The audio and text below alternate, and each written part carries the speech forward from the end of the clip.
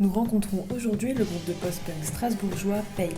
À quelques jours de leur dernier concert de l'année à la laiterie ce vendredi, le groupe nous présente leur projet musical au détour d'une répétition à la Maison Bleue.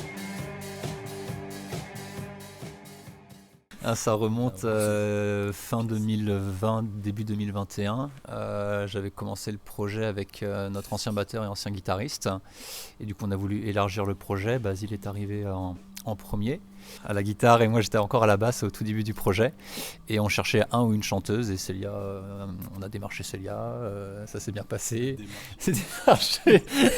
Tout s'est passé sur Facebook. Prospect. C'est passé sur un groupe Facebook, elle a envoyé un message et ça s'est bien passé. Et donc le projet vraiment Pale, ça a démarré en mars 2021.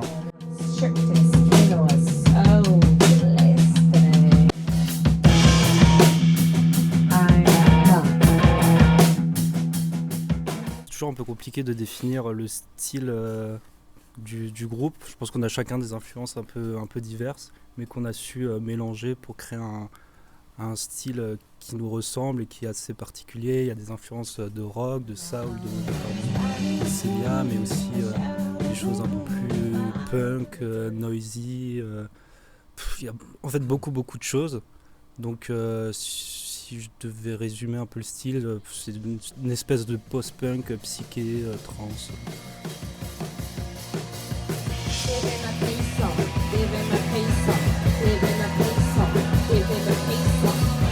C'est un petit peu l'ADN de notre musique aussi et de nos influences, c'est que chacun arrive avec ses écoutes personnelles, ses envies, et l'improvisation c'est un peu le moment parfait pour savoir mélanger tout ça. Et donc même dans la nouvelle DA qu'on est en train d'assumer, on commence individuellement à mieux se connaître, nos limites musicales et nos envies, et même entre nous ça va beaucoup maturer une meilleure confiance là-dessus.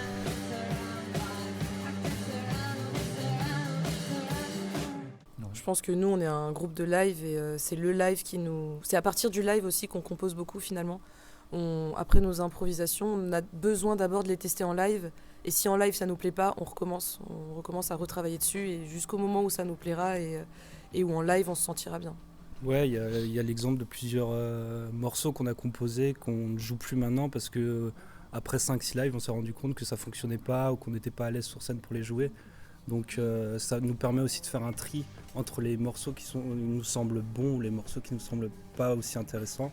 Et par exemple, là, on a 5 morceaux qu'on a pu tester en live et qui vont apparaître dans le prochain EP, quoi.